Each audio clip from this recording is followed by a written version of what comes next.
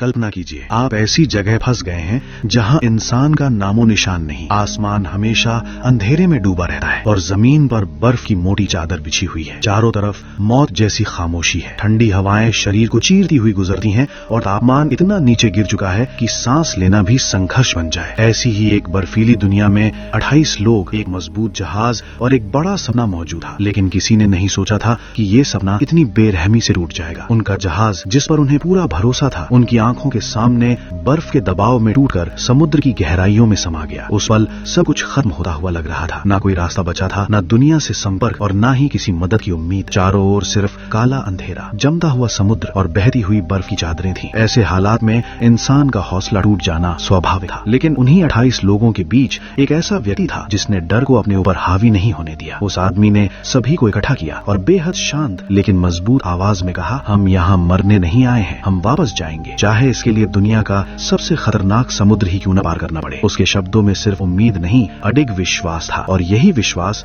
आगे चलकर इतिहास की सबसे साहसी यात्राओं में से एक ही नींव बना। ये कहानी शुरू होती है 4 नवंबर 1914 से, जब ब्रिटेन का एक जहाज एंड्योरेंस इंग्लैंड के प्लाइमथ बंदरगाह से रवाना हुआ। ये कोई आम समुद्री यात्रा नहीं थी, बल्कि एक ऐसा मिशन था जो इंसानी हदों को चुनौती देने वाला था। इस जहाज पर 28 बहादुर लोग सवार थे। कोई अनुभवी नाविक, कोई इंजीनियर, कोई वैज्ञानिक और एक फोटोग्राफर, जिसका काम था इस असंभव सफर को दुनिया के सामने अमर करना। इन सभी की कमान थी सर अर्नेस्ट शेकल्टन के हाथों में। वे सिर्फ एक कप्तान नहीं थे, बल्कि ऐसे लीडर थे जो असंभव सपने देखने और उन्हें पूरा करने की हिम्मत रखते थे। उनका लक्ष्य था अंटार्कटिका को पैदल पार करना, लगभग 2900 किलोमीटर की बर्फीली यात्रा, जहां तापमान -50 डिग्री तक गिर जाता है। योजना साफ थी और हौसला भी मजबूत, लेकिन उन्हें ये अंदाजा नहीं था कि प्रकृति उनकी परीक्षा लेने के लिए पूरी तरह तैयार बैठी है। यहीं से शुरू होता है वो संघर्ष जिसने इंसानी साहस की परिभाषा ही बदल दी। एंड्योरेंस जब अपनी मंजिल की ओर बढ़ रहा था, तब शुरुआत में सब कुछ योजना के अनुसार चल रहा था। समंदर शांत था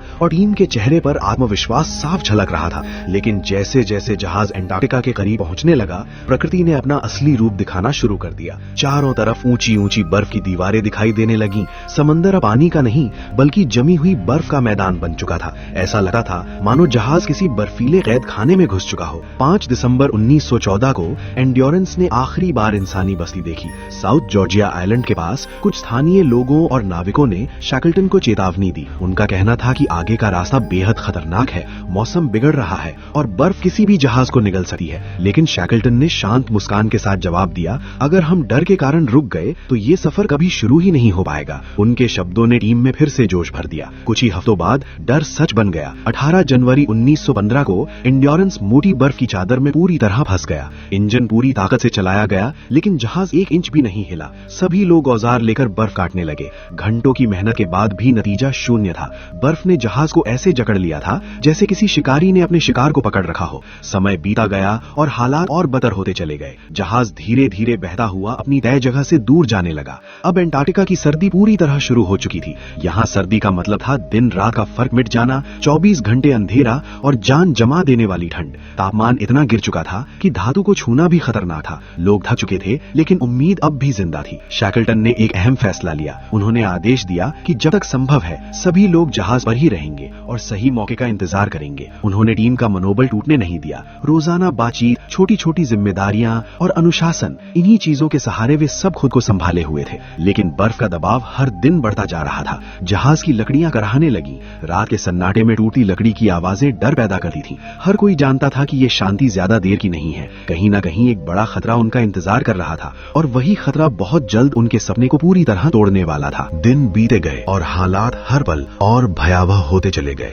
बर्फ का दबाव अब इतना बढ़ चुका था कि एंड्योरेंस की लकड़ियां साफ तौर पर टूटने लगी थीं। रात के सन्नाटे में जब जहाज से चरमराने की आवाज आती तो हर किसी की नींद टूट जाती। सब जानते थे कि ये आवाज किसी चेतावनी से कम नहीं है। फिर वो दिन आया जिसने सब कुछ बदल दिया। 24 अक्टूबर 1915 की शाम लगभग 6:45 बजे एक विशाल बर्फीला टुकड़ा पूरी ताकत से जहाज से टकराया। एक भयानक आवाज गूंजी और कुछ ही पलों में पानी जहाज के अंदर घुसने लगा। अफरा तफरी मच गई। सभी लोग बाल्टियां, कपड़े, हाथ जो मिला उसी से पानी बाहर निकालने लगे। 3 दिन और 3 रात बिना रुके वे यही करते रहे। उंगलियां सुन्न हो चुकी थीं, शरीर थक चुका था, लेकिन हार मानने का सवाल ही नहीं था। फिर भी प्रकृति के सामने इंसानी ताकत बहुत छोटी साबित हुई।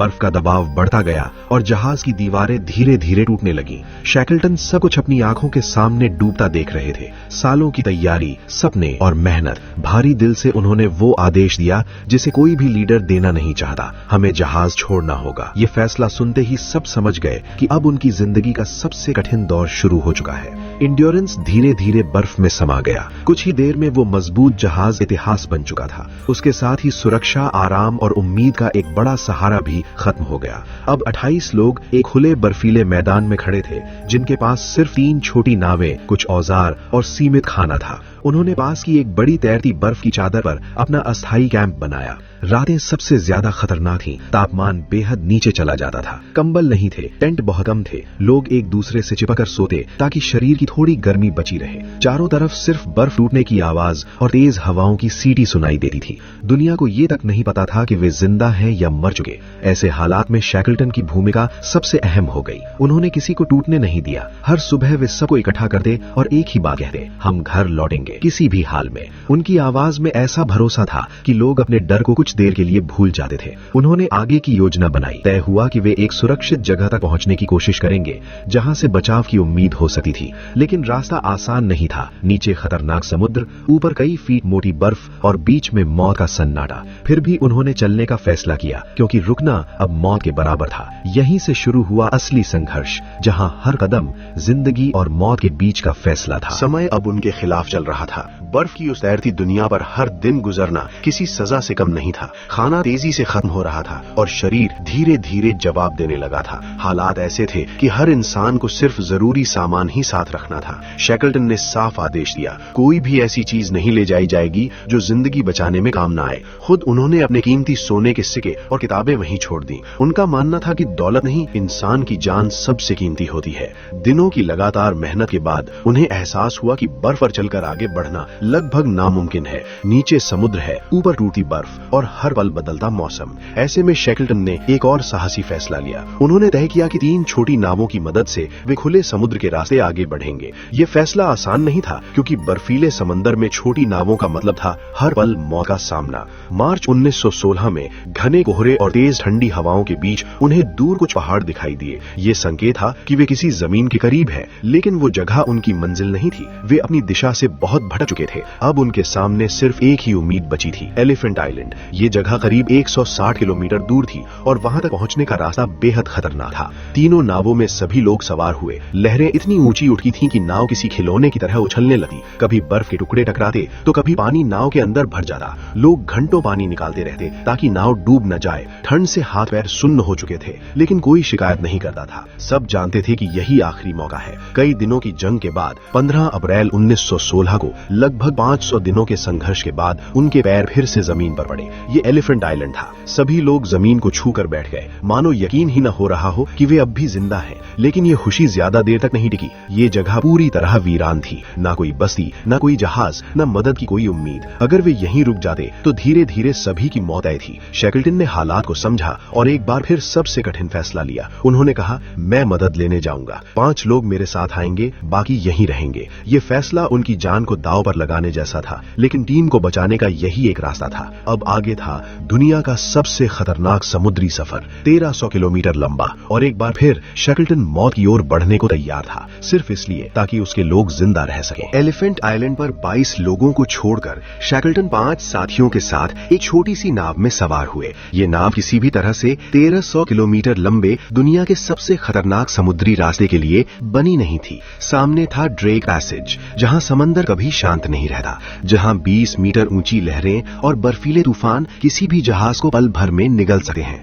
लेकिन शैकल्टन जानते थे, अगर ये जोखिम नहीं लिया गया तो पीछे छूटे सभी लोग धीरे धीरे मौत के शिकार हो जाएंगे। 24 अप्रैल 1916 को ये छोटी नाव खुले समुद्र में आगे बढ़ी। दिन और रात का कोई फर्क नहीं था। कभी नाव पानी से भर जाती तो कभी बर्फीली हवाएं चेहरे को चीर देती। कई बार लगा कि नाव अब डूब ही जाएगी, लेकिन हर बार शैकल्टन अपनी टीम को संभाल दे और कहते, बस थोड़ा और, हम हार नहीं मानेंगे। लगातार 16 दिनों तक वे मौत के साथ आंख मिलाकर लड़ते रहे। आखिरकार 10 मई 1916 को वे साउथ जॉर्जिया आइलैंड के पास पहुंचे। ये वही जगह थी जहां से ये पूरा सफर शुरू हुआ था। लेकिन किस्मत ने यहां भी उन्हें पूरी राहत नहीं दी। वे जिस किनारे पहुंचे थे वहां कोई बस्ती नहीं थी। सामने खड़े थे ऊंचे बर्फ से ढके पहाड़, ऐसे पहाड़ जिन्हें आज तक किसी इंसान ने पार नहीं किया था। शैकल्टन ने बिना वक्त गवाए फैसला लिया। 3 लोग वहीं रुके और शैकल्टन 2 साथियों के साथ उन पहाड़ों को पार करने निकल पड़े। बिना नींद, बिना सही खाने और लगातार 36 घंटों तक चलते हुए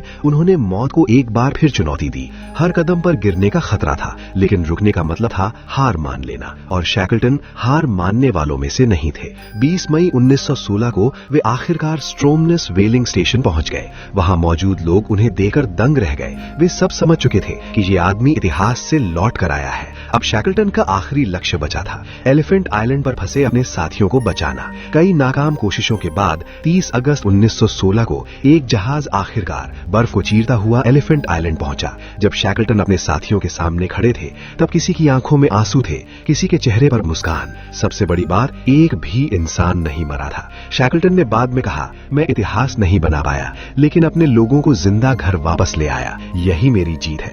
ये कहानी साबित करती है कि सच्चा लीडर वही होता है जो सबसे कठिन हालात में भी अपने लोगों को अकेला नहीं छोड़ता, क्योंकि असली जीत मंजिल नहीं बल्कि इंसानियत को बचाए रखना है।